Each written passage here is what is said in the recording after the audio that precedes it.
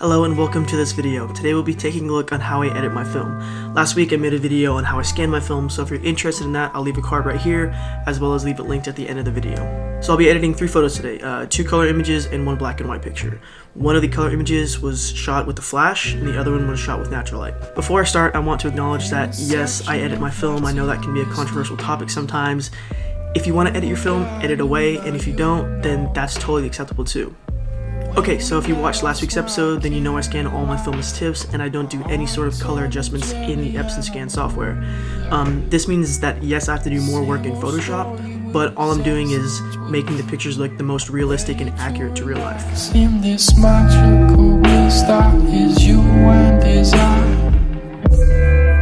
So let's get started. So first things first, I'm going to go ahead and click on the background there and click Command J. And this is just so we can work on a new layer and not manipulate our background layer.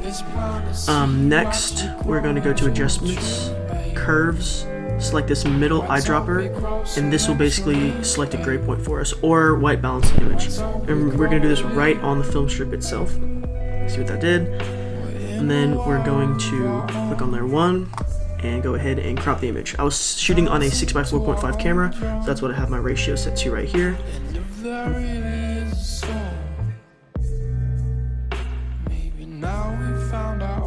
See that there is this kind of black bar on the bottom, and that's because when I was shooting this picture, I accidentally bumped my shutter speed and it was just a little too high, so this was just the flash not syncing properly with the camera.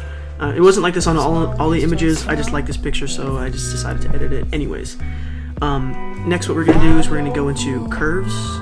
Sorry, we're going to go into levels and set my black point and white point. So I'm going to drag this slider over a little bit and not touching. Same thing with this. I'm going to slide it over a little bit and make sure it's not touching the tip of our curve, because what I want to do is I want to make sure that later on while I'm editing the image, I can still brighten and darken the image without worrying about crushing or blowing out the highlights, crushing the shadows or blowing out the highlights. Now we're going to go and I'm going to do black and white, and what this kind of helps me do is it allows me to adjust the contrast of the image without having to worry about making the image too saturated, because that tends to happen when you add more contrast. So I'm going to go into curves. I'm just going to slightly brighten up the image a little bit.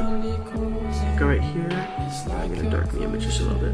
Kind of like that. I think that looks really good. And now I can turn off black and white, and you can see it made the image really blue. So what I'm going to do is I'm going to go into Adjustments, and I'm going to go into Photo Filter.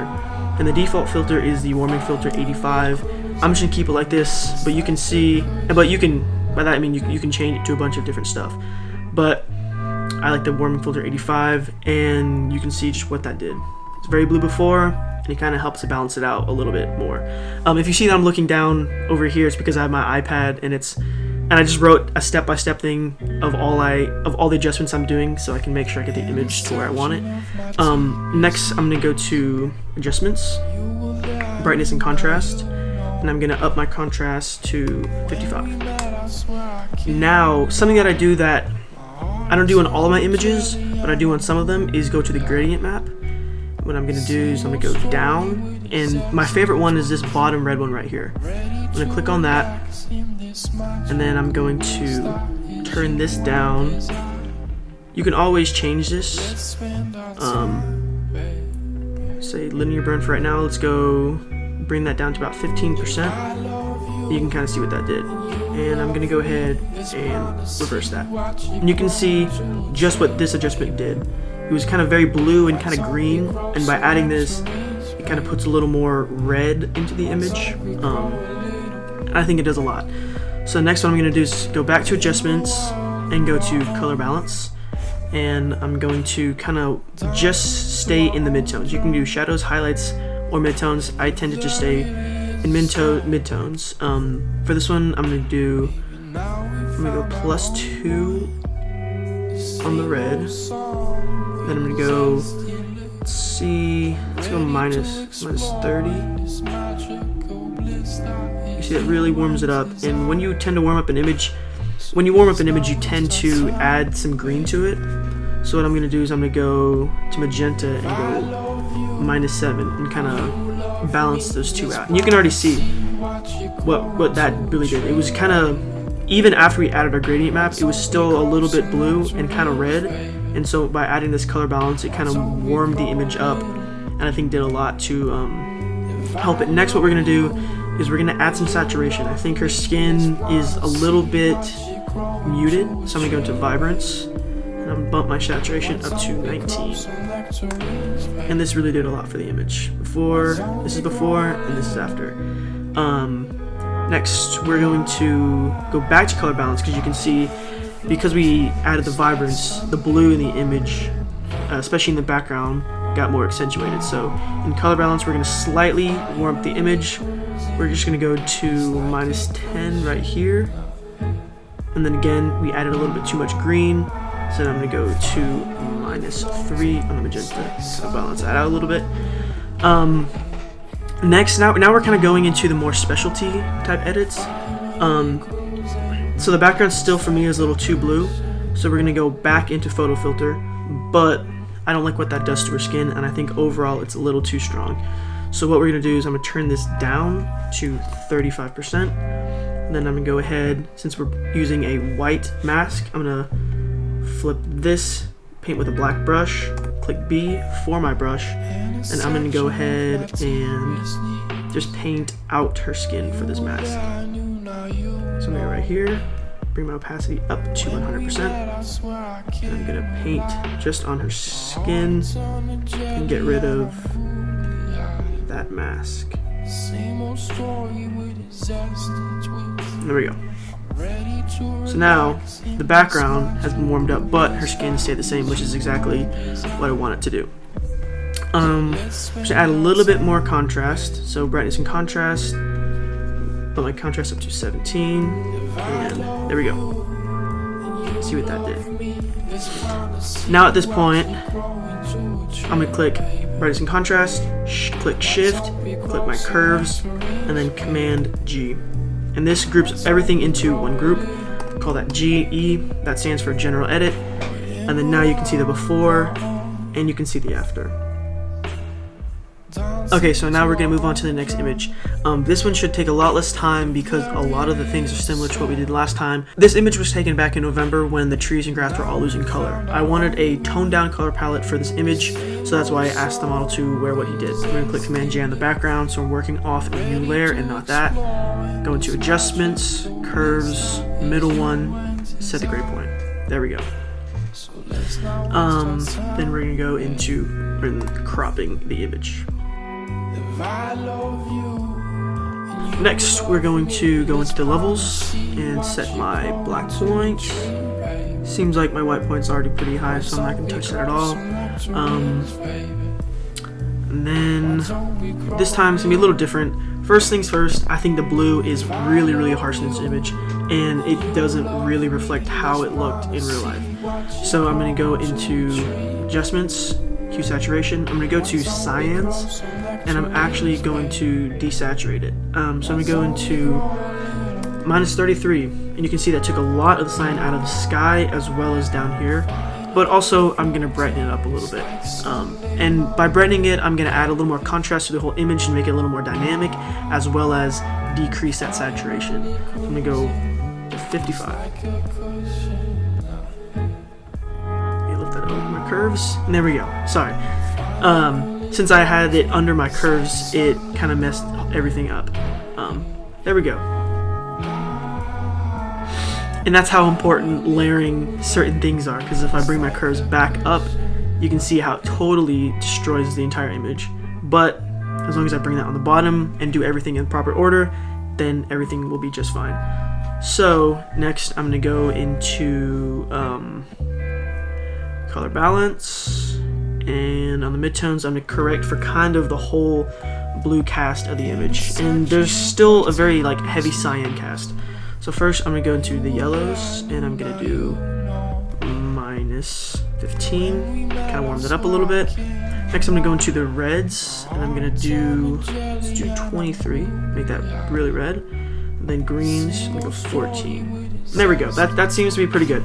We do have a little bit of green in the image, but that's kind of the look that I'm kind of wanting to go for. I'm going to go into adjustments, and then I'm going to go into, let's go curves. I'm going to add a little bit more contrast.